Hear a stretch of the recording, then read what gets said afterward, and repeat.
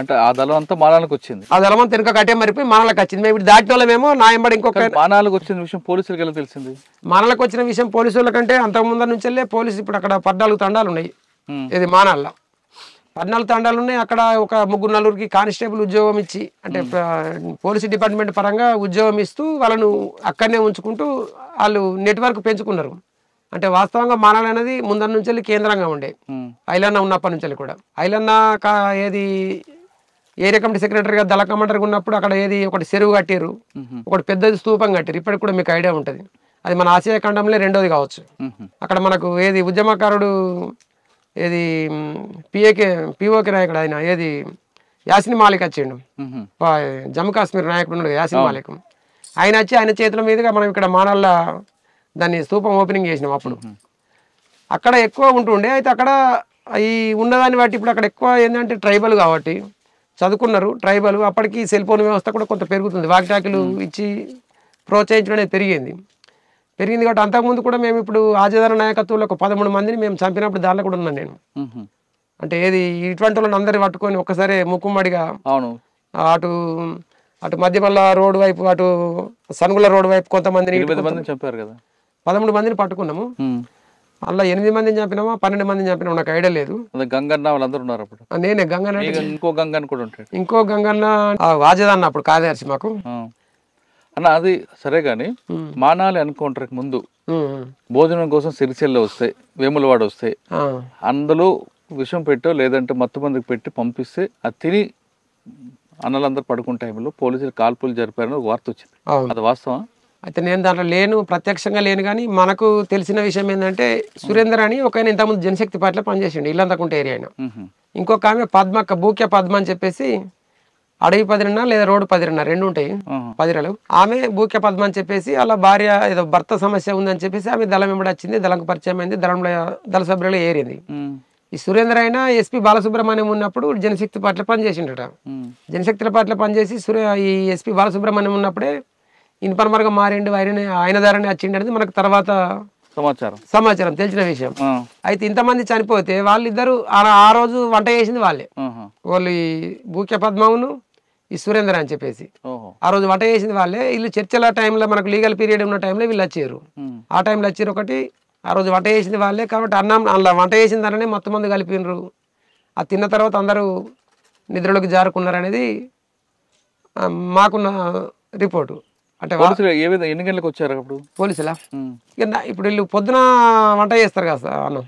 పొద్దున మనం ఎట్లా పొద్దున 6 గంటలకు లేస్తాం ఖచ్చితంగా, 5:30కే ఉంటుంది. ఎందుకంటే పొద్దునే పోలీసులు వస్తారా అని చెప్పేసి 5:30కే అందరు లేచి రోల్ కాల్ చేస్తారు. రోల్ కాల్ చేసిన తర్వాత ఇక కాలకృత్యాలు చేర్చుకొని ఎక్సర్సైజ్ ఉంటుంది. ఎక్సర్సైజ్ అయిన తర్వాత టీటీపీని ఉంటుంది. 7:30-8 గంటలకు అలా టీటీపీని ఉంటుంది. 8 గంటలకు టీటీపీని అయిందంటే తిన్నాక 15 నిమిషాలకు 20 నిమిషాలకు అరగంట అయినా కానీ 9-10 గంటలకు రావచ్చు. అప్పుడు ఎంతసేపు జరుగుండొచ్చండి ఎన్కౌంటర్ ఏముందండి, ఇప్పుడు వాళ్ళు అందరు నిధుల్లోకి జారుకున్న తర్వాత పడిపోయిన వాళ్ళను కాలరెక్కలు ఇరిసేసి, నేను కూడా నన్ను తీసుకుపోయారు, మృతుల్ని గుర్తింపు పట్టాలని చెప్పేసి తీసుకుపోయారు. ఇవన్నీ కాలరెక్కలు ఇరిసేసారు. అప్పటికే వాళ్ళను కాలరెక్కలు ఇరిసేసి అందరినీ ఇక చంపాలి కాబట్టి తూడగొట్టి ఎవరికే చంపేశారు.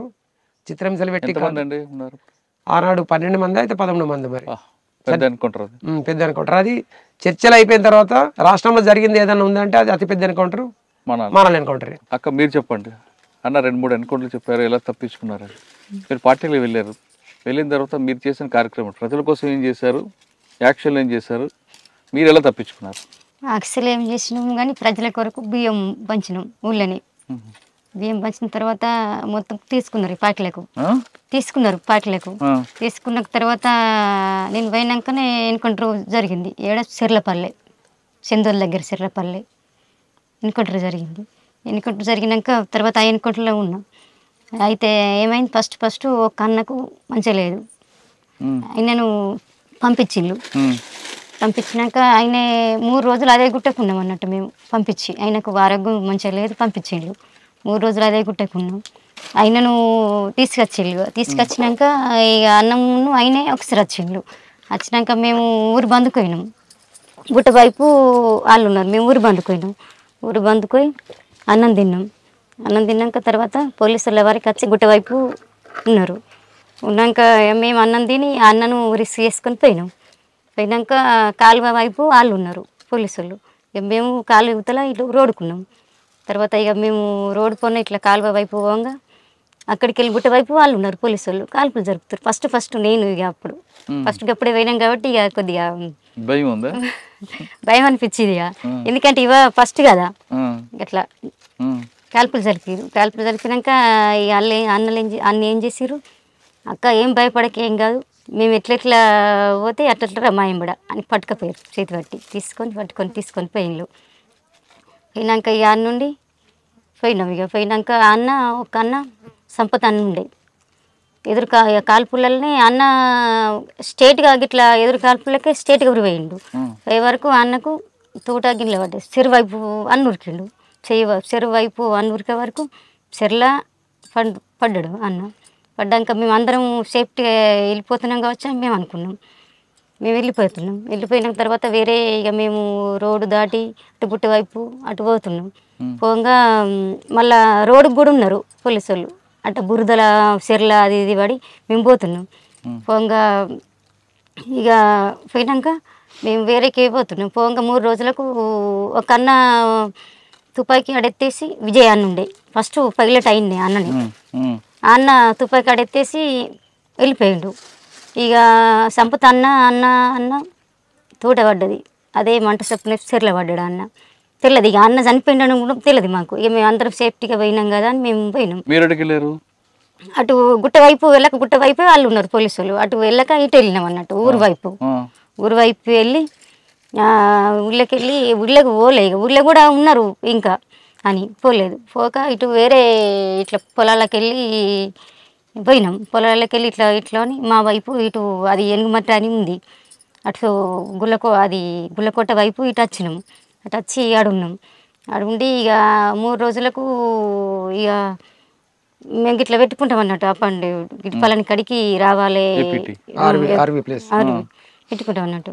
పెట్టుకుంటామంటే 3 రోజుల తర్వాత ఇక మేము పెట్టుకున్న తర్వాత రాలేదు. ఒక అన్న మా ఊళ్ళో అన్న పిలిపించుకొని ఇట్లా ఏం జరిగింది ఏం కథ అంటే, అన్న ఎవరు చనిపోయినరు అంటే ఇప్పుడు రైతులు ఉంటారు కదా, రైతులు పోయే వరకు శవం 3 రోజుల తర్వాత తేలింది.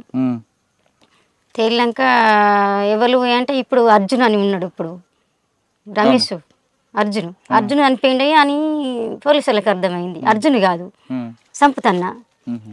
అయితే ఇక వాళ్ళు పేపర్కి ఇచ్చారంట అర్జున్ అని పేపర్కి ఇచ్చారు. అర్జున్ కాదని మళ్ళీ తిరిగి అర్జునే నేను కాదు సంపతి ఇట్లా వేరే అన్నది ఎవరు హుస్నాబాద్ ఏరియా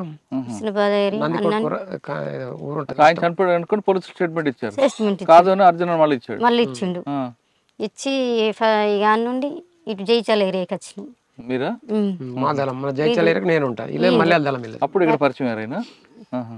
యాజ్దళానికి వచ్చినాం.